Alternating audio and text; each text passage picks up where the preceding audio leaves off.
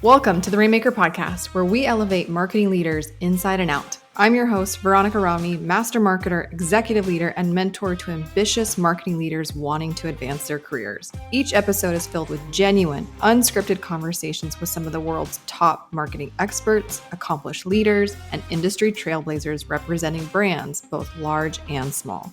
Our goal with this podcast and everything we do is to help you master your role, nurture your team, prioritize your well-being, and evolve into an industry-leading Rainmaker. This is the Rainmaker Podcast. In this podcast, I'm thrilled to introduce to you one of my personal friends and the number one LinkedIn expert I know. Oh my gosh, he's been on LinkedIn before it even had a news feed and held the title of number one ad spender on LinkedIn for years. Our guest, AJ Wilcox, is just like you and me.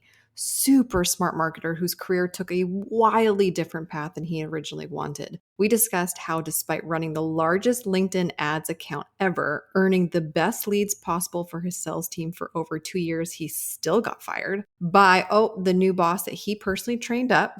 And then talked about the importance of learning how to advocate your worth and seeking your own self-promotion. We talked about all of it, like the internal, the external negativity and labels. We got into the weeds of his wild career path, being a rainmaker for others, then eventually being a marketing owner for himself. So without further ado, let's dive right in and make it rain with AJ Wilcox. AJ, welcome to the podcast. So excited to be here, Veronica. Thanks so much for having me. Okay, I'm so excited. Number one, we're friends. And we are literally recording this days after we just had dinner together at Inbound, which is like one of the largest marketing conferences on the planet, like 12,000 attendees. And I'm really excited to tell your story because you shared a little bit at the dinner table about how the failed road of employeehood led you to business ownership, and specifically an agency owner, which is, I think, as a former agency owner, one of the hardest entrepreneurial pursuits,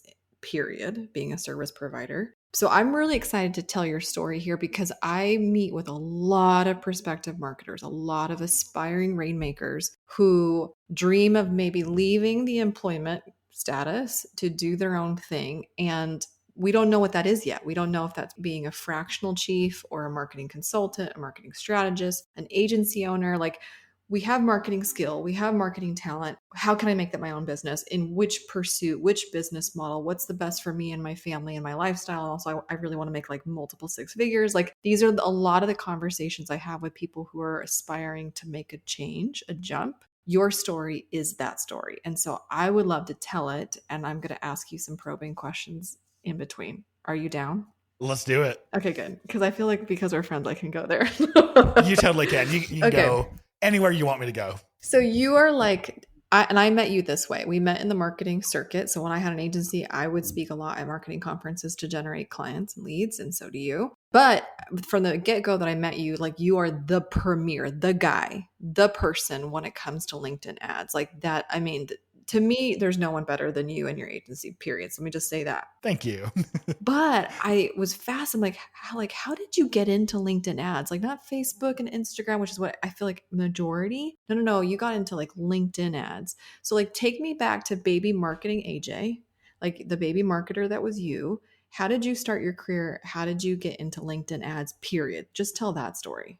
Sure. So this goes back a little ways, but I was a junior at a university, and I've always loved technical things. I've always loved computers. I mean, I used my voice assistant to shut my fan and AC off before we started this. So like, I've always loved the technical. So back at university, I was at Brigham Young University, and in my junior year, I was working as like a second level networking tech for the university. And so I was doing a lot with servers and internet connections. Real Just nerdy. love that stuff. Yeah, real nerdy, like deep nerdy. Yeah. And the whole time I was in the marketing program, getting ready to get a marketing degree. And I had these fears, and I don't know whether they were founded or unfounded then, but right now I laugh at them. And this fear was, I'm getting a marketing degree, but all I know is tech. Yeah. Who in the world is ever going to hire me as a marketer if all I know is tech?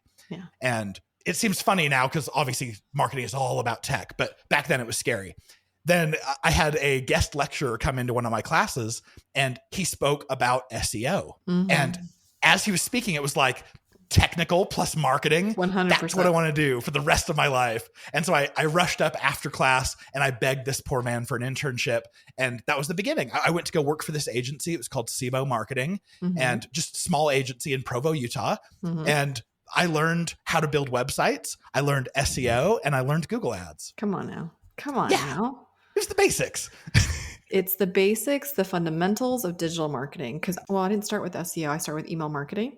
But then the right after I finished with Ancestry.com, I went to a digital marketing agency where I learned SEO and PPC and like link building and like really nerdy some stuff. Yep. I mean, it's fruitful now, but it was really nerdy. Okay, so you go to this agency, and agency life. Listen, when you work for an agency, you and I both eventually become agency owners, but we start off being the grunts of agency life. Yep. And you're a jack of all the trades. So like you're client facing, you're SEO, you're this, you're that. Like I felt like I had to become an expert in all of this stuff so fast, so quickly to articulate the value of the agency to the client that was paying us for services. And I definitely had my favorites. There was definitely marketing skills that I did not enjoy. Link building. Do not make me do link building. Yeah. No, right?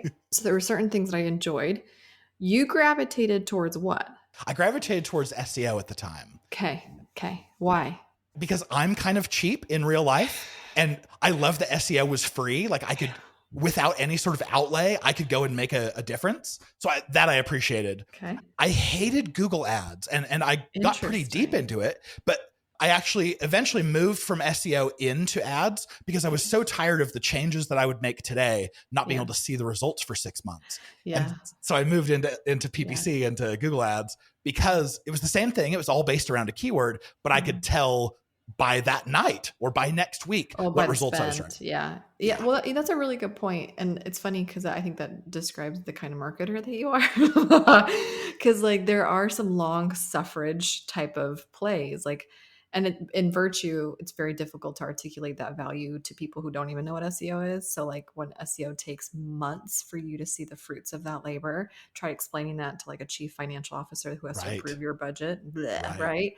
But with ad spend, it's like, going to the slot machine, you put 25 cents in, you get $1 out, you'll stay there and just keep playing, to some extent. That's how it feels. Okay. So you go from the long game, from cross-country running to sprinting, and you don't 100% have an affinity for Google ads, but how do you go from search ads to professional LinkedIn ads? I'm curious. So in Google Ads, I loved the data, but absolutely hated the grind. It was awful. The whole, like I was still doing the same keyword research I would do back in SEO, but it was so much like negative, trying to sculpt what the platform would show you for. And then Google just keeps making it harder and harder. It was always a grind. So around this time, and it was, I was so done with agencies. Like it's so hard to be an agency grunt and have 12 bosses or 15 bosses. I was just in a hurry to go work for a company and just have one boss. So I moved in-house, and it was a pre-IPO SaaS company. I was the first digital marketing hire, and I met with the CMO on my very first day, and my skills up to this point were SEO and Google Ads. And so I laid out my strategies, what I wanted to do. And I remember her saying, all that sounds great. Go ahead and go for it. But just so you know, we started a pilot with LinkedIn ads about 2 weeks ago. So see what you can do.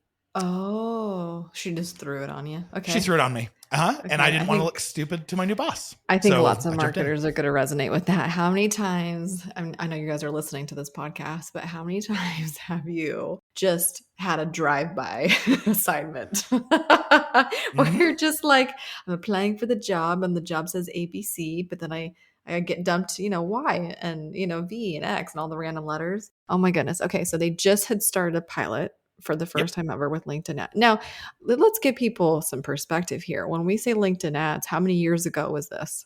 This was 2011. Yeah. Okay. So like the LinkedIn that you know today is not what you started with. You were at the beginning when LinkedIn wasn't that hot, right? I mean, it just wasn't what it is today in popularity, but also in sophistication, in its own advertising abilities. Like you were at the forefront of a lot of that, right?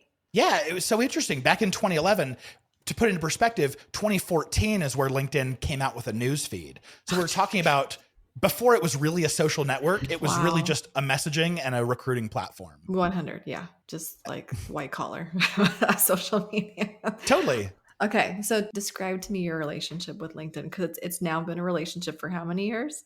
Quite a while. I think Yeah. we're at 9 years that I've had the Yeah. company. And so Yeah. I've been doing LinkedIn ads for almost 11, 12. Yeah. Okay. And So walk me through this beautiful relationship. what was so fun is like, sure, I got tasked with LinkedIn ads at this previous company. Yeah. Within a couple weeks, the sales team was like, hey, AJ, we're fighting over your leads. Keep it up. And I had to go and investigate, okay, where are these leads coming from? So I jumped into the CRM and I found that every single lead that sales was like crushing on. Yeah. They were all coming from LinkedIn. So as an SEO guy, I ended up taking SEO and handing that to another agency. And I took Google Ads, handed that to another agency because I was being so successful on LinkedIn ads. And I ended up growing that to become LinkedIn's largest spending account at the time. So when you are running the biggest account, and I did that for 2.5 years, when you're running the biggest account, you get people's attention inside of LinkedIn. So I had my rep that we became really good friends. Sure. I had her boss. I had people on the product team who were reaching out and asking for feedback. And so that really launched me. So after 2.5 years, when I got fired, Okay, stop it. Stop right there. I didn't know if you were going to say it or not. This is what blows my bloody mind. I'm not even British. I'm using bloody, but like, you were the largest ad account at LinkedIn. The sales team were obsessed with you because you were providing them hand and foot their best leads. Then that made them look like rock stars. The company is obviously prospering from all of this activity. You're doing it for years. So you've been there for a long time. You're performing really well. You have all of this like status and like bragging rights. And then they fire you. What the what happened? Because I think this is the marketer's worst nightmare. I can't tell you how many calls I'm on with marketers like, no, I've been with the company for a really long time, or no, I definitely feel like you start to settle in some job security, like that safety blanket, and then overnight it just gets ripped from underneath you, and it's like the scariest thing. So what happened, if you don't mind, whatever you feel comfortable sharing? Oh, totally. Yeah. So I was a senior manager at the time. Yeah. And then the CMO wanted to hire a director over me. So I was tasked as the marketer to interview and find my boss. The person who was hired, they were not my top choice by any stretch of the imagination. And the challenge I had is I'm really good at these digital marketing tactics. This person does not understand any of those tactics. You can tell they are probably very good at reporting up to the C-level. Great politician, not a great marketer. And the answer I got was, well, your job then is to educate him and get him up to speed on those things so that he can speak to them. So we essentially hired a non-marketer to be my boss, which I didn't love, but I embraced it. But after it was probably about a month of training where I took him under my wing, taught him everything I knew. Your boss. Yeah, my boss. I found some things that were very disconcerting. I found things like the exact phrases that I was saying to teach him, he would then go and parrot to the CMO as his own. So he was taking credit for my work. Oh, no. Yeah. And didn't love that. Yeah. I also found, this is actually after I was fired, but one of my coworkers came to me and said, hey, by the way, I don't know if you know this, but like when you were going back for seconds during lunch, we had catered lunch, he would talk bad about you. He'd call you fat behind your back. And I'm like, okay, so there's things that personally I didn't love, and certainly work related. I was starting to feel burned out. So I will fully admit that, from a performance standpoint, like there was a lot more that I needed and wanted to be able to do. But sure, there was some toxic atmosphere stuff that made it actually not bad to get fired. It was the best thing that ever happened to me. No, and it always ends up being that way. The worst day becomes the best day in the story, or the most like life-changing day of the story. But like, let's just hold on. Hey Rainmakers, it's Veronica, and we'll get back to today's episode. But before that, I have an exciting invitation for all of you aspiring, ambitious marketing leaders. If you are serious about advancing your career in marketing and you're looking for an expert to give you some personal insights, guidance, tips, then I'm going to invite you to schedule a free Pathway to Promotion call with me. This is a special one-on-one call with just you and me to discuss your current roadblocks in your career, your long-term aspirations and ambition, and the next best step for you and your personal promotion. Head to pathwaycall.com or click the link in my show notes to schedule your free Pathway to Promotion call. Now back to today's episode. Can I just ask a really quick question? Why weren't you the director? Did you not aspire to want that position, or they didn't even offer you the opportunity to be a director? Like, you were there first. You had already clocked in the time. Did you not have an aspiration to be a leader yourself? Yeah, I wanted it for sure. And I expressed that to the CMO. Oh, okay. Her answer was basically like, oh, we don't think you're senior enough. So I've spent a lot of time thinking like, what does that mean? Well, I don't think I had shown myself to be responsible enough. Okay. Probably. I'm going to go off in about 2 seconds. Countdown. So this is something that like pisses me off to no extent. How many incredible marketing employees, doers, technicians, specialists, strategists, like you're gifted at marketing. You enjoy the craft of marketing, but because you have not been shown the means to articulate your own value, your own potential, to advocate for yourself like a brand, the brand that you are, whether you use that externally to a company or internally for a company. But like, there is no reason why a marketer who has shown enormous success and has clocked in 2 years at a company where the sales team is freaking loving you and the value is, the receipts are there. There's no reason why an internal candidate of 2 years of that level of prestige and acknowledgement should ever be looked over for an external nobody. Never. And like, this bothers me to no extent because basically you were held behind like underneath this glass ceiling that nobody, no mentor, no coach, no, certainly not your own chief marketing officer was showing you the way to break through the glass ceiling. Totally. They basically just stunted your growth. If you're a marketer listening to this podcast and you've been in this position or you are currently in this position, maybe the answer is to leave, but maybe the answer isn't to leave necessarily as it is as much to invest in your own self and the ability for you to articulate your value so that you never get passed up on a promotion ever again. And that's something I was really, really bad at, was advocating for myself. And I'm the nice guy. I'm the one who doesn't cause waves. And so having someone to be able to teach me some of those skills, like how to stand up for myself and what to expect for myself, probably would have helped me greatly. 100% it would have. This is what we do day in and day out inside the Rainmaker residency with these marketers, because I'm like you. It's not like somebody sat me down like, okay, this is how we self-promote. This is how we basically do these means so that we are in a position for self-promotion, whether internally or externally to an organization. Like, no one shows you that kind of mastery of yourself, mastery of your team, of your own brand, of your influence. No one shows you. You just bang your head against the wall and learn these hard lessons. And like, listen, I'm a product of my own failures. You are a product of these misgivings. Fine. But how great would it have been to learn this 10 years ago? How much further would you be than you are right now? So like in that regard, shortcut, baby, shortcuts. Okay. So we get fired. And now are we an entrepreneur? Now we're just diving into agent, like, walk me through that. Because this is a big moment, right? This doggy door stage. Huge. Okay. So here's what happened. I grew up in a very conservative family. My dad worked for the same bank. He was in banking, which is obviously very conservative. Mm-hmm. He worked at the same bank basically his entire career. Oh my gosh. So I loved startup energy. I loved the idea of people starting companies, but it never once occurred to me that could be me. Mm-hmm. So I had to go home and tell my wife at the time, and I had 3 kids with 1 on the way, that I no longer have a job. So the breadwinner complex was real. It hurt. Oh, yeah. But what I did is I told her, like, hey, I've got this idea. I've spent more money on LinkedIn ads than anyone else on the planet. I think I could go out and start like a consultancy or an agency around that. Get it? And she was like, I'd actually prefer that you went and got another job because security sounds really good. And insurance. Yeah, exactly. So I did. I went and interviewed. I got 4 job offers. 2 of them were for way more money than I'd ever thought that I could be There making. you go. Yeah. And I was like, oh, this is great. I'm a faithful person. And so I pray about these kinds of things. Sure. And I know this is not a religious podcast, but this is real to me. I went and prayed about every one of the opportunities, and every one I got, nope, turn it down. Nope, turn it down.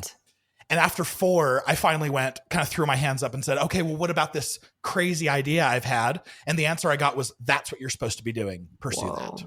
Okay. So I do not consider myself an entrepreneur. I consider myself as someone who wanted so badly to get back into a big company and be safe. And I was led a different direction. Yeah. You basically spiritually speaking, the door was closed. Like, nope. Yeah. Sorry. Try again.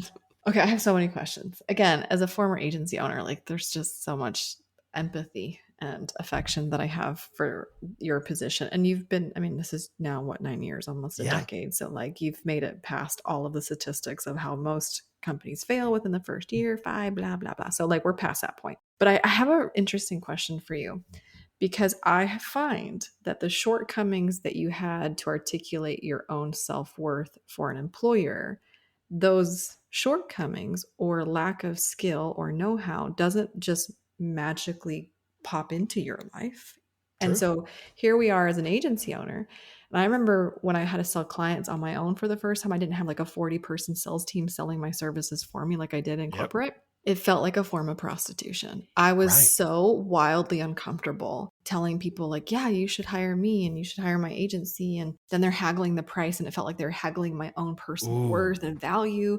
And like I literally had, mind you, the guy was a prick, an absolute prick. I won't name names. I want to sometimes, but I won't. Where he like literally called me out in a sales meeting. He's like, you look uncomfortable. If you can't handle this conversation, then maybe you shouldn't be doing this. And I was like, and I got in the car and was like,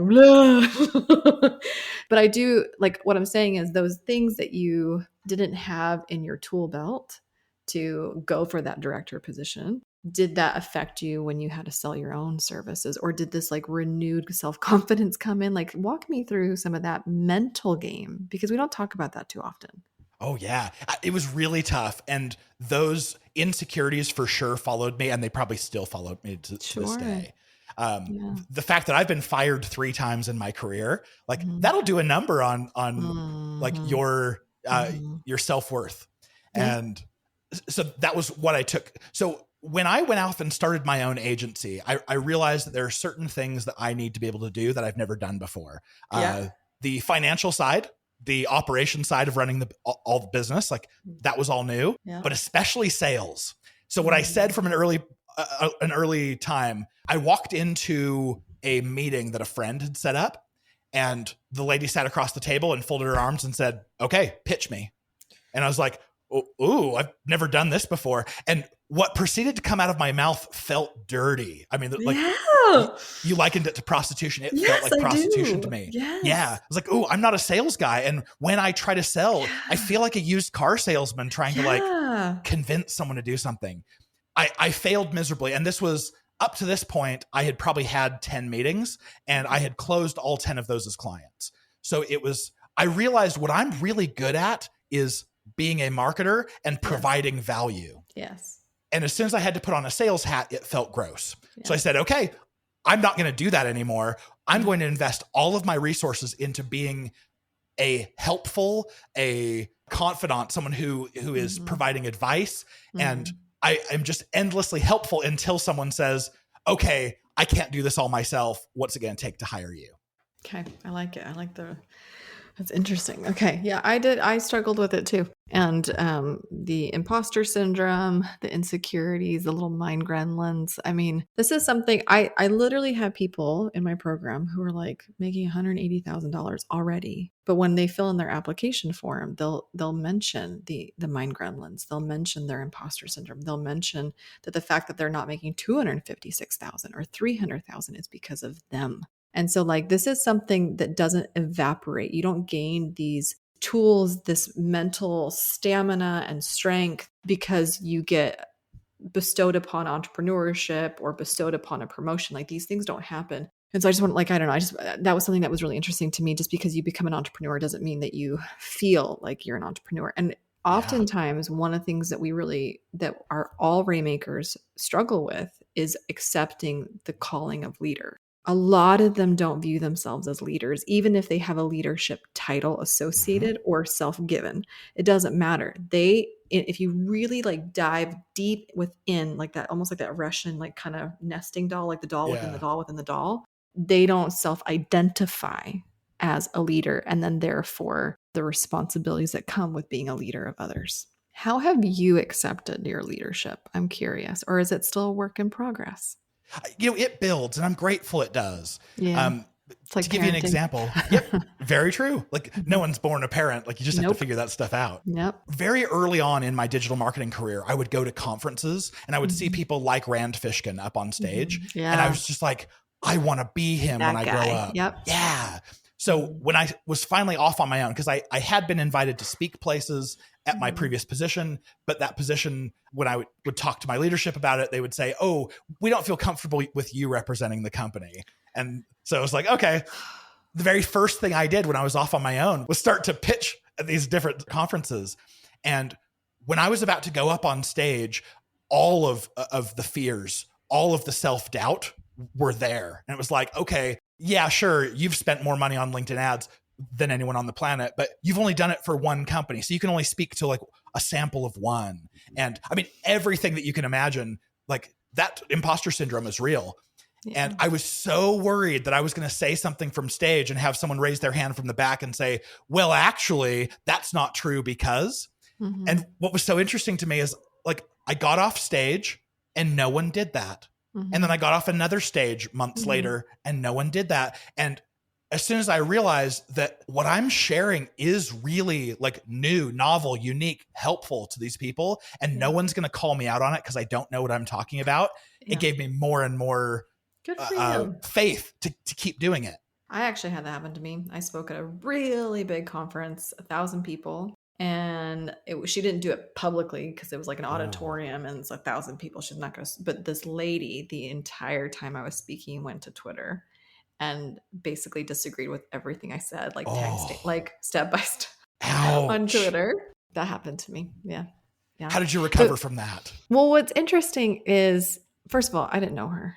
Second of all, optically speaking, anybody that viewed this interaction between two females, she looks like an antagonist. Like she's antagonizing me, and here I am just on stage speaking, right? Wow. And so like it didn't actually nearly affect me as much, but I do remember that moment. I'm like, damn, it happened. Like that fear that, like you said, because it's a fear that we carry. There's these, whether they have basis or don't, like there's these fears of what if one day this could this happen, or I could get, and so it happened. It actually bloody happened. Another bloody, it actually happened. And I lived. I lived to tell the tale. So, but yeah, when these moments happen, you're just like, am I going to, we talked about this at dinner, freeze, flee, or fight? I didn't do any of those, but it's interesting to work that out, or those reactions when you get called out, or whatever the scenario is, your worst fear. Oh yeah. Okay. Because I could literally talk to you for all the times, and we're just friends and we could just talk and talk and talk. I do this with all my podcast guests. Because I just asked you a whole bunch of questions that you did not know I was going to ask, because the conversation just takes us where it takes us. But I want you to ask me the final question on the podcast, whatever you want, and put me on the spot, because I think it's only fair. Ooh, I like it. Okay. What is your best advice for going from someone like you and I were, being on stage, and whether you get called out or you don't, what's your best advice for us as marketers gaining that self-confidence and breaking through the self-doubt? It's a really good question. And here's the thing, not to say that you or I are on the other side fully, meaning like, are there things about me that I'm still working on loving about myself? 100%. But I have come a very long way in reframing a lot of that garbage narrative. So for example, as a woman in the workplace who happens to be a little bit more assertive by birth, Cuban immigrant parents birthing me. Okay. And I'm all the numbers and I was born on the right date and I'm all the signs. So like I've come out the way that I've come out. So definitely nature, but when you're in your early 20s coming up in corporate with this nature, there's a lot of labels that will come, right? So bossy, aggressive as opposed to assertive or direct, So lots and lots of labels have been slung around my way. And before they would really hurt me, I would get small because I felt I was getting called out for being big in personality or whatever in some capacity. And so I would shrink or get small, thinking that if I do that, that this person would like me. And here I am, 36, very much on a different part of my life. And really, I don't care if you like me or not. Good. Whether you like me or not has more to do with how you were raised and the things that bother you and the things that you like or don't like about yourself. The most important thing for me is being in integrity with me. Because do I like me? Yeah, I do. I think I'm a really good person. I think I care deeply about other people's success. I think that I'm very, very loyal, that I have a high value on integrity and being valiant. I know who I am. And I'm okay not having 500 friends. I'm radically okay with having 5 really good friends. I'm okay with not being on stage for 200,000 people, but having 20 people in my program that I can go deeply with. So I used to, I used to look at the Rand Fishkins and these big over the top. I worked for Tony Robbins, these huge personalities. I want to be them. But I realized that's not actually what makes me happy or what I want. I'd rather be in my pajamas in a beach house, hanging out with people that I love, jamming out about marketing at midnight. That's a different life than having stadiums filled for you. And it's, by the way, it's not even you, the real you, that's filling up the stadiums. It's the part and the role that you're playing. So I think that's the big thing that when I'm working with my Rainmakers, one of the big things that we have to work on is who are you? Really, not the parts that you play. Who are you? What is your values, your mission? What makes you happy? And not even temporary happy, as you know, joy. And so I've just been in a very beautiful journey of self-exploration, and I can answer those things without question. And I think that gives me a lot of confidence. I'm not bossy. I'm just, a boss. Well, and no matter how you act, you're going to be labeled with something. It doesn't matter. Yeah. Yeah. So shouldn't you be proud of being bossy? Shouldn't you be proud of being assertive when other people wish that they could stand up for themselves? So I'm applauding, cheering for you. Well, and I think that's a good point too. When you are authentically yourself, there definitely will be people that won't like it. But the opposite is always true. There will be people that will come up to you and be like, I wish I could have said what you said, or I wish that I had the ability to do what you do. Can you show me how? And so that's the thing too, right? So you are always an example for good. And for some people, it could be their bad, but that's their problem, not yours. Absolutely. And if there's not a place for you right now, there's some other organization who is going to love those traits. Totally. There's infinite possibilities. Oh, yeah. AJ, you're a dream. Thank you, my friend, for coming on this podcast and sharing your personal story and going there and talking about the things I think too often we don't talk about. And so it's been a joy. We will put all of your information in the show notes so people connect with you. But from me to you, thank you, my friend, for joining us on today's Rainmaker podcast. Well, thank you sincerely, and especially for what you're doing is taking people out of those insecurities that I grew up in my marketing career with. So thank you for giving people a shortcut and a leg up that I wish I had. You got it. Thank you for joining us on today's Rainmaker podcast. Marketers help other marketers. So if there's a marketer in your life who could really use a new perspective in a way that helps them advance their career, please pass this episode forward, share, leave us a review. Everything helps as we embark on helping as many marketers elevate themselves inside and out. You can always visit veronicarami.com for today's show notes, additional links to some free resources and tools for you to help you advance your career. You can always connect with us on social media at @ViaRomney if you want more behind the scenes or a way for us to connect personally. Until next time, my friends, make it rain.